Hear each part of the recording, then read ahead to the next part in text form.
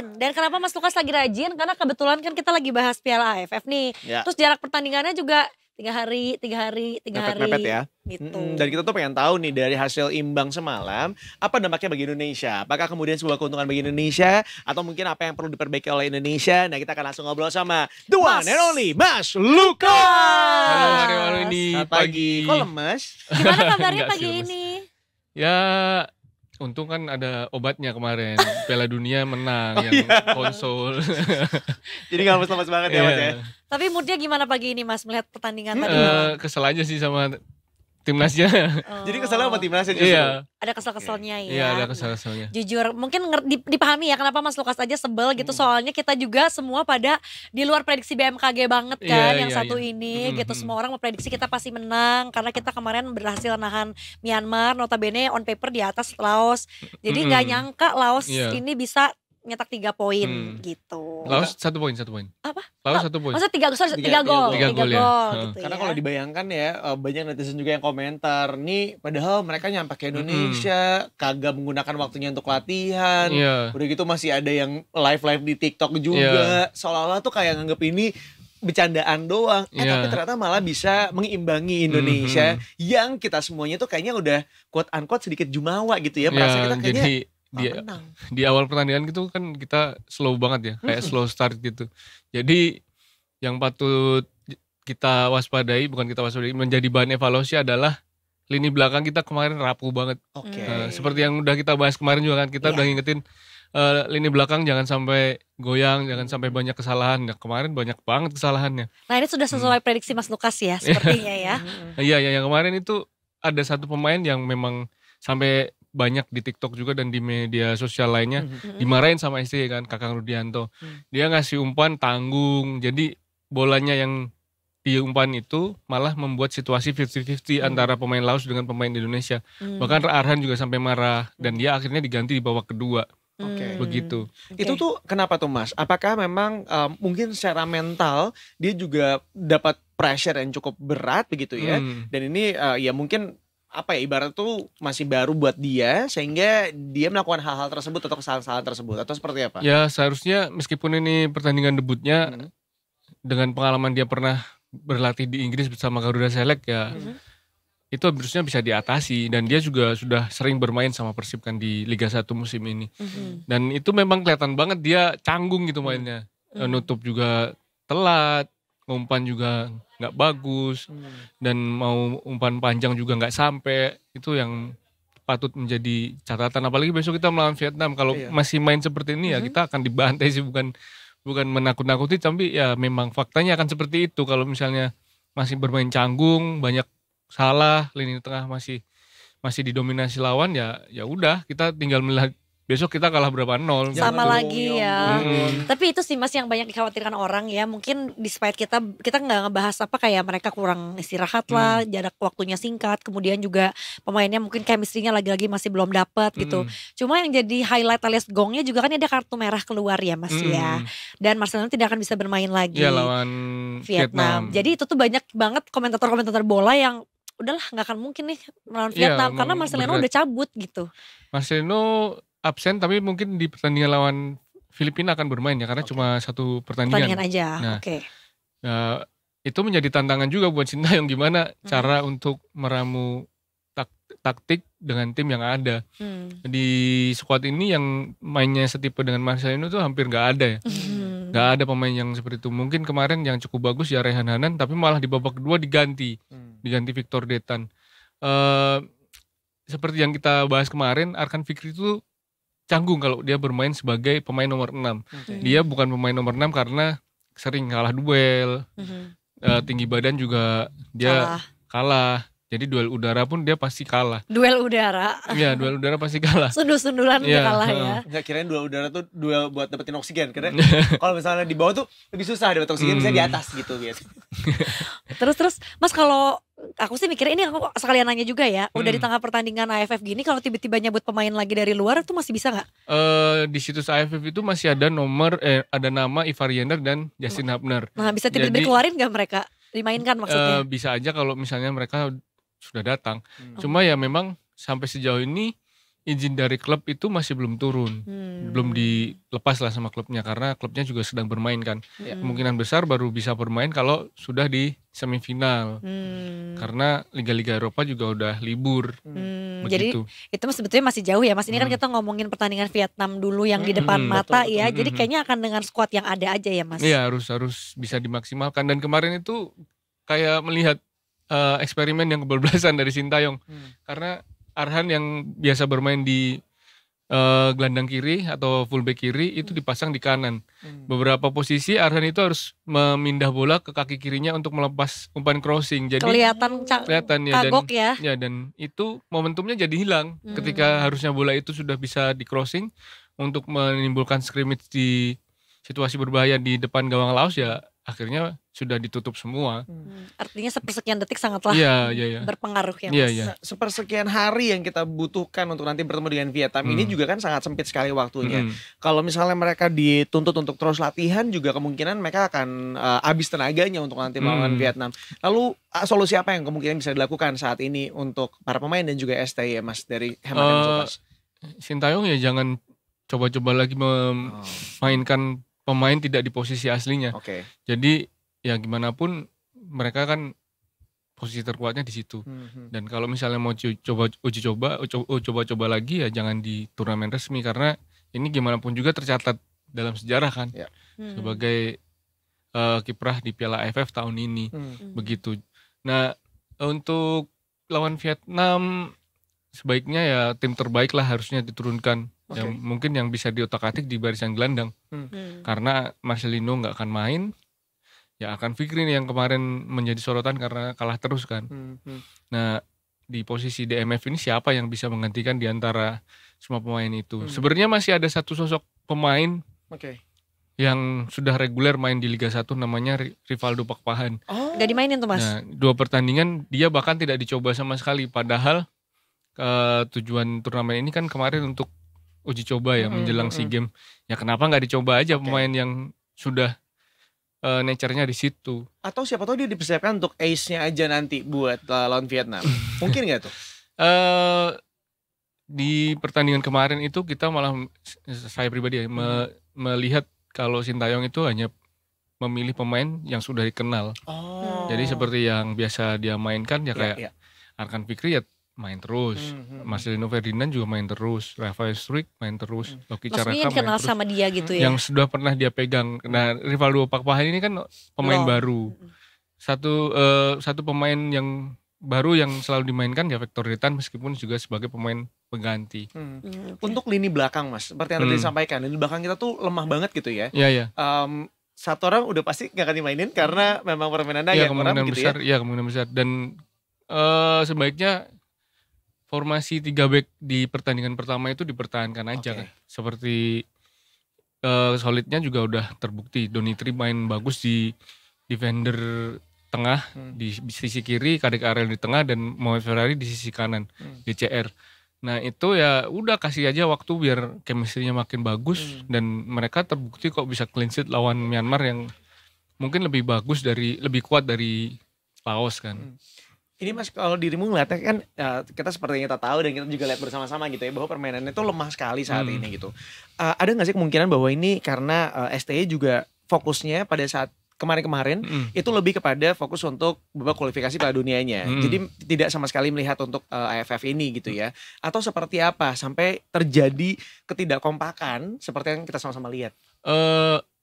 Seperti yang sudah kemarin kita bahas juga, Piala AFF ini kan cuma dijadikan tryout untuk menuju SEA Games dan kualifikasi Piala Asia tahun depan.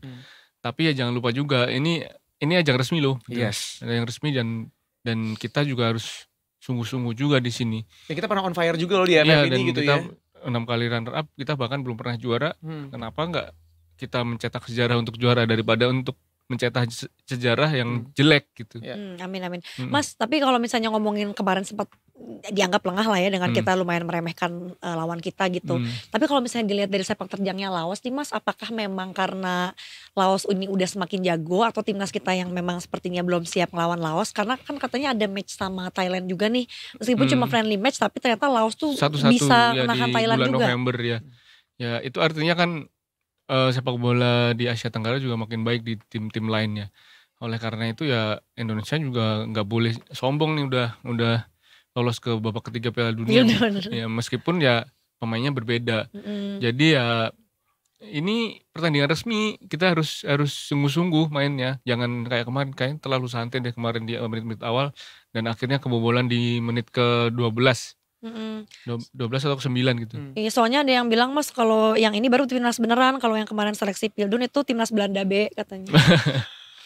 Ini ada Harry namanya, Harry 2 jam yang lalu. Harry kuaing di Cirian. Harry tandain. Tapi memang gini Indi, mereka memang pemain keturunan ya. Jadi ya mereka punya hak juga sih untuk membela timnas Indonesia ya, meskipun patut diakui bahwa pembinaan usia dini di negara kita ya representasinya ya Piala AFF ini. Iya benar. Kalau yang kemarin itu produknya pembinaan usia dini di Belanda. Jadi ya itulah yang harus kita tiru gitu. Benar-benar. Tapi kan kemarin belum ada ini makan gratis. Kalau sekarang kan udah makan gratis, siapa tahu ntar pertumbuhannya juga jauh lebih baik. Bener, karena dari makanan yang mereka makan itu sebetulnya udah beda ya. Iya.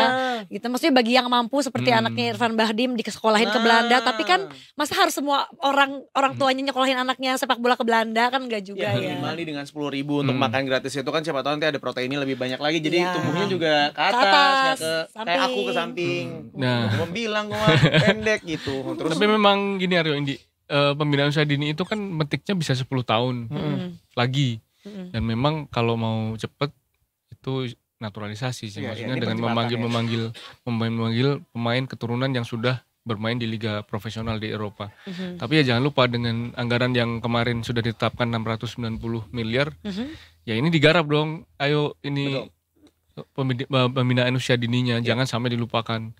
Sampai kapan sih kita mau naturalisasi, misalnya generasi kedua dan ketiganya sudah habis, ya gak akan ada lagi pemain keturunan yang jago gitu. Iya, mudah-mudahan pertumbuhan SSB yang berkualitas gitu ya. Kayak yang ST lakukan juga ya, itu salah satu langkah yang baik sih menurut aku gitu ya. Walaupun ada sebagian netizen yang komentar juga kayak kenapa harus orang luar yang bikin gitu, kenapa nggak orang Indonesia sendiri yang bikin. Sebenarnya di Indonesia itu udah banyak SSB, tapi yang kurang adalah pelatih berlisensi. Dan mungkin memang butuh icon ya, icon STY kan kita udah tahu ya gimana sepak terjangnya dalam sekarang mungkin melatih timnas kita juga gitu kali Mas. Nah sebenarnya itu pelatih yang berlisensi yang paling penting, karena pelatih berlisensi, pembinaan usia dini dan infrastruktur yang memadai.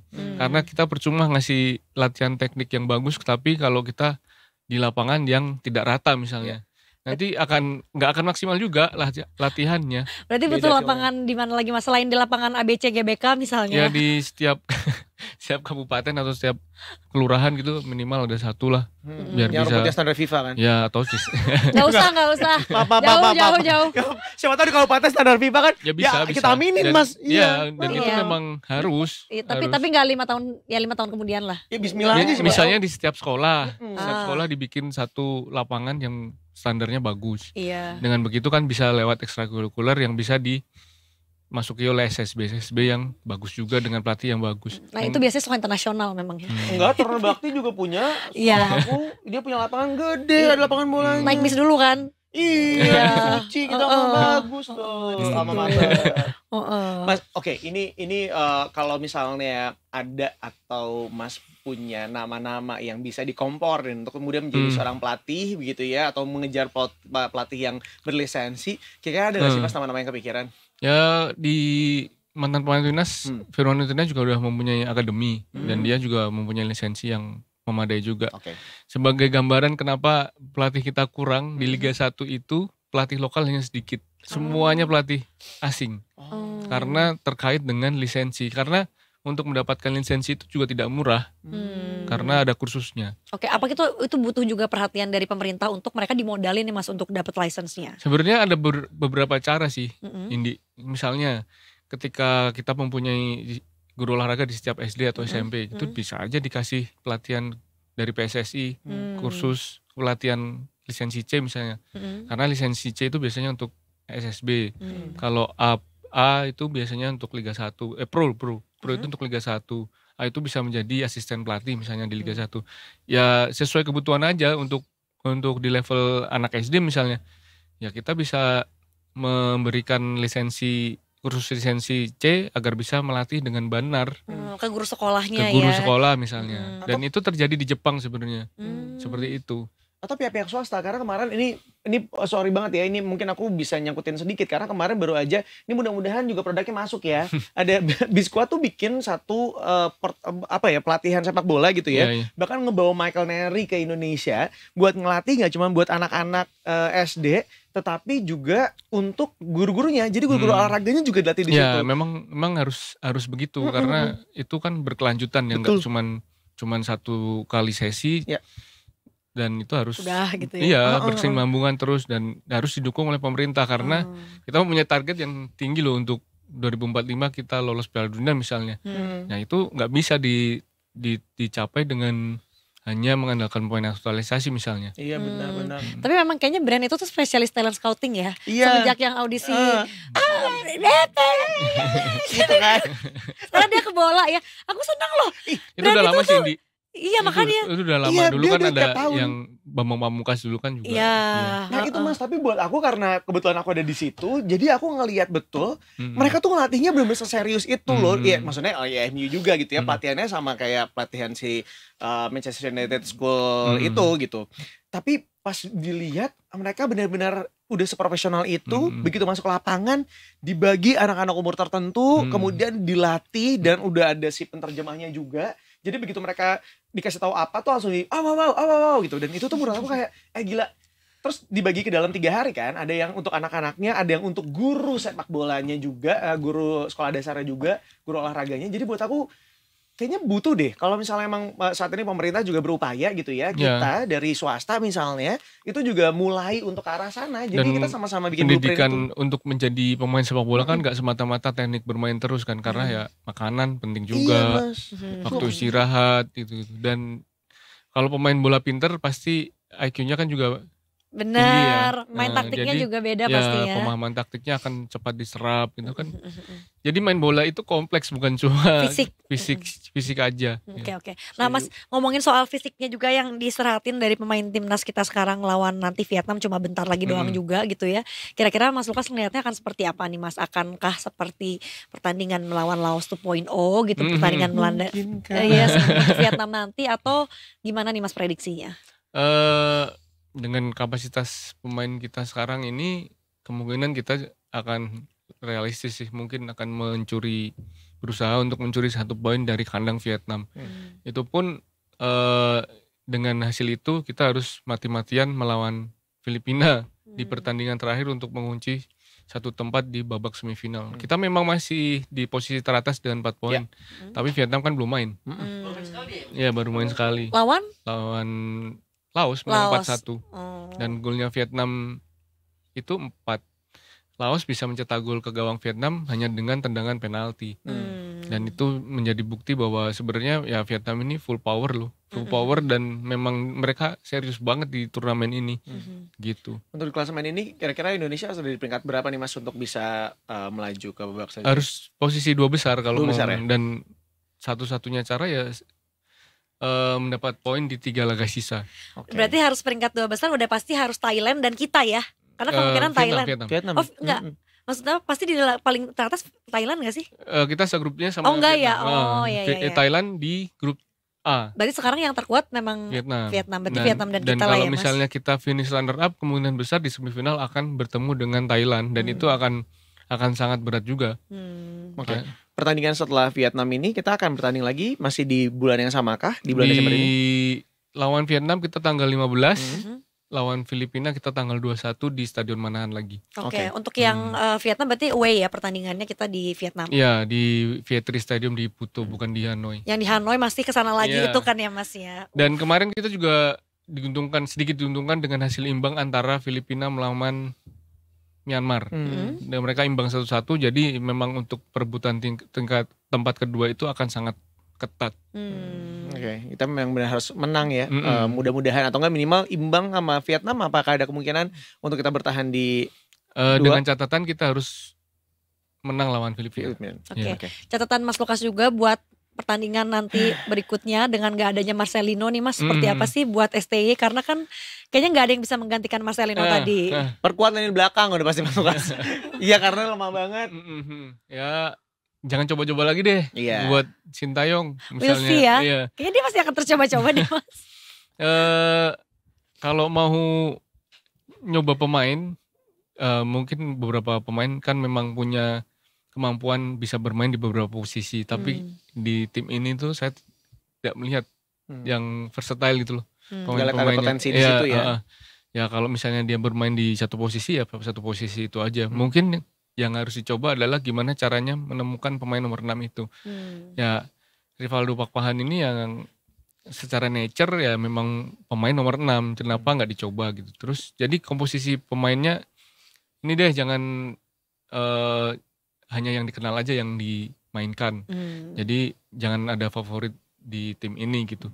Jadi siapapun yang fit di saat latihan ya dimainkan, jangan sampai hasilnya yang kayak tadi malam yang malah canggung semuanya, kalah duel di tengah. Yang patut menjadi perhatian adalah kita belum mencetak gol lewat open play karena 3 gol itu lewat lemparan jauh Arhan dan 1 corner kalau nggak salah ya. Itu bola mati semua. Open play-nya mana? Karena main bola itu nggak bisa kalau kita mengandalkan lemparan jauh ya pasti akan dihafalin oleh lawan. Itu kenapa kita nggak bisa mencetak gol lewat open play ya artinya ada permainan kita yang nggak berjalan. Jadi lini tengah nggak berjalan. Kenapa striker kita mandul ya karena lini tengahnya nggak jalan. Jadi build up-nya nggak jalan, pemain depannya nggak bisa mendapatkan peluang. Ya kita nggak bisa nyetak gol dari open play gitu aja, simple aja sebenarnya main sepak bola itu. Oke.